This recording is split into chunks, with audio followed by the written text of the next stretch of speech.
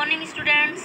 आज हम करने जा रहे हैं अपना नेक्स्ट चैप्टर होम साइंस का, जो है स्वयं को समझना। मुझे मैं कौन बनाता है, understanding the self what makes me I. आज का जो हमारा फर्स्ट टॉपिक है वह है स्वयं क्या है।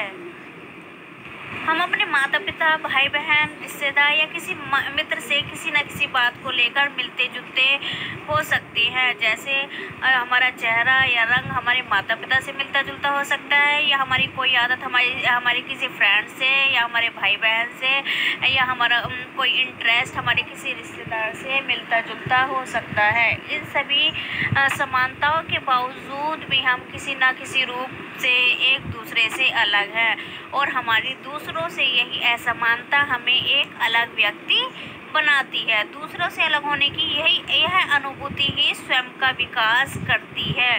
मैं होने की अनुभूति, यानी मैं कौन हूँ, ये जो अनुभूति है वो आप में और अन्य से काफ़ी अलग है। इसलिए हम कह सकते हैं स्वयं की अनुभूति का अर्थ है यह अनुभव करना कि हम कौन हैं और ऐसी कौन सी बातें हैं जो हमें दूसरों से अलग बनाती है। स्वयं क्या है? स्वयं का मतलब है यह अनुभव करना कि हम कौन हैं, क्या करना चाहते हैं, और हमारे अंदर ऐसी कौन कौन सी बातें हैं जो हमें एक दूसरे से अलग करती हैं। किशोर अवस्था एक ऐसी अवस्था है जिसमें स्वयं का विकास चरम पर होता है। किशोर अवस्था का मतलब है विकसित होना। यह बाल्यावस्था और प्रौढ़ावस्था के बीच की अवस्था है जो 12 से शुरू होकर 19 साल तक होती है। इस अवस्था में व्यक्ति खुद को परिभाषित करना शुरू कर देता है। किशोरावस्था में ही किशोर या किशोरी यह सोचना शुरू कर देते हैं कि मैं कौन हूँ और वे कौन सी बातें हैं जो मुझे दूसरों से अलग व्यक्ति बनाती हैं।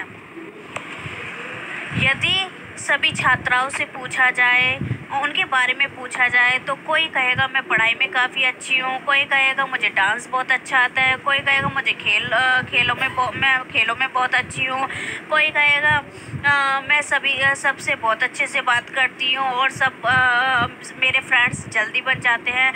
तो ये जो असमानताएं हैं ये ही हमें अलग व्यक्ति बनाती हैं, जिनसे हमारा स्वयं का विकास होता है। स्वयं के आयाम को हम दृष्टिकोण या नज़रिया के रूप में परिभाषित कर सकते हैं। स्वयं को देखने का दृष्टिकोण या नज़रिया क्या है? स्वयं के आयाम को 2 भागों में बांटा गया है। फर्स्ट है व्यक्तिगत आयाम। व्यक्तिगत आयाम स्वयं के वे पक्ष है जिनसे केवल आप जुड़े हैं। व्यक्तिगत आयाम क्या है? व्यक्तिगत आयाम वे पहलू हैं जो केवल व्यक्ति से संबंधित है। इसमें व्यक्ति का शारीरिक विकास, भावनात्मक, मानसिक या आध्यात्मिक विकास हो सकता है। सेकंड आयाम है सामाजिक आयाम। सामाजिक आयाम वह पक्ष है, स्वयं का वह पक्ष है जहां आप अन्य व्यक्तियों के साथ जुड़े हुए हैं। किसी व्यक्तियों में सामाजिक विकास तब विकसित होता है जब वह दूसरों के संपर्क में आता है। जैसे किसी वस्तु को साझा करना, किसी का सहयोग करना, किसी का समर्थन करना, किसी के साथ प्रेम भाव रखना इत्यादि। स्वसंकल्पना और स्वाभिमान या आत्म सम्मान। स्वसंकल्पना और स्वाभिमान व्यक्ति की पहचान के तत्व हैं। यही वे 2 तत्व हैं जिनसे पहचान का विकास होता है। स्वसंकल्पना स्वयं के बारे में अनुभूतियों और विचारों का एक संग्रह है। स्वसंकल्पना दूसरे को समझने में बहुत ही महत्वपूर्ण भूमिका निभाती है। स्वसंकल्पना जो है एक व्यक्ति का विवरण है। यह मैं कौन हूँ प्रश्न का उत्तर देता है। यानी इससे इस संकल्पना जो हम कल्पना कर रहे हैं उससे हमें किस चीज़ का जवाब मिलता है?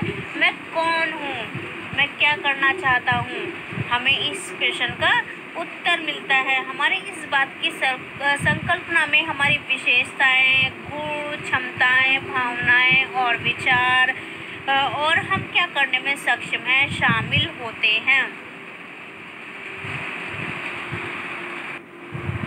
स्वसंकल्पना का एक महत्वपूर्ण पक्ष है स्वाभिमान।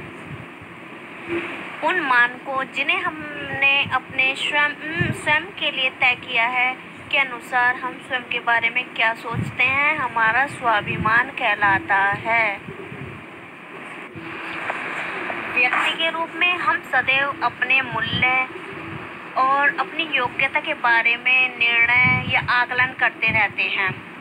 व्यक्ति का अपने बारे में यही मूल्य निर्णय ही क्या कहलाता है, स्वाभिमान कहलाता है।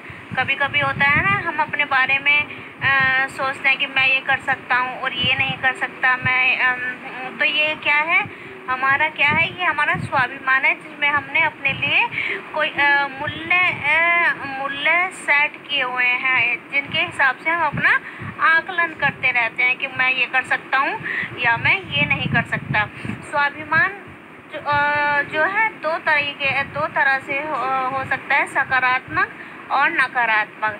सकारात्मक आत्मसम्मान या स्वाभिमान वाले लोग कैसे होते हैं, आशावादी होते हैं, अच्छे व्यक्ति के रूप में देखते हैं स्वयं को, अपनी क्षमताओं में विश्वास रखते हैं और उन्हें इस बात की चिंता नहीं होती कि वे दूसरे उसके बारे में क्या सोचते हैं। वहीं नकारात्मक स्वाभिमान वाले लोग कैसे होते हैं, आत्मसम्मान वाले लोग नकारात्मक आत्मसम्मान स्वयं के प्रति किस नज़रिए से देखते हैं, नकारात्मक नज़रिए से देखते हैं।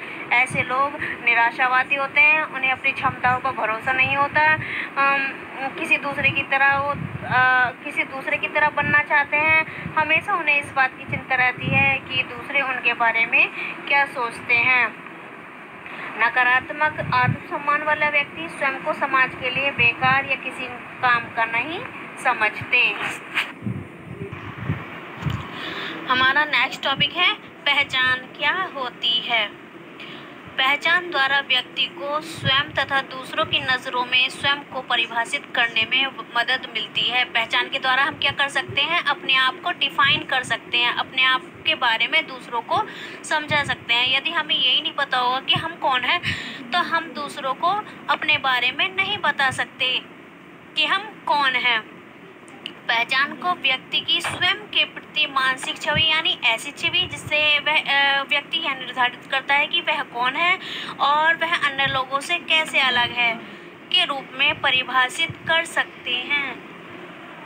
हमारे अंदर पहचान की एक अनुभूति होती है, एक ऐसी अनुभूति, एक ऐसी फीलिंग जिसे हम पूरे जीवन साथ लेकर चलते हैं कि मैं कौन हूँ और मैं दूसरों से कैसे अलग हूँ और मैं क्या क्या कर सकता हूँ। स्वयं के मामले में हम पहचान को दो प्रकार से परिभाषित कर सकते हैं। फर्स्ट है व्यक्तिगत पहचान। व्यक्तिगत पहचान एक व्यक्ति की उन विशेषताओं को बताती है जो उसे अन्य से भिन्न बनाती है, या हम कह सकते हैं कि व्यक्तिगत पहचान व्यक्ति के वो गुण तथा योग्यताएं हैं जो व्यक्ति को अन्य लोगों से अलग बनाती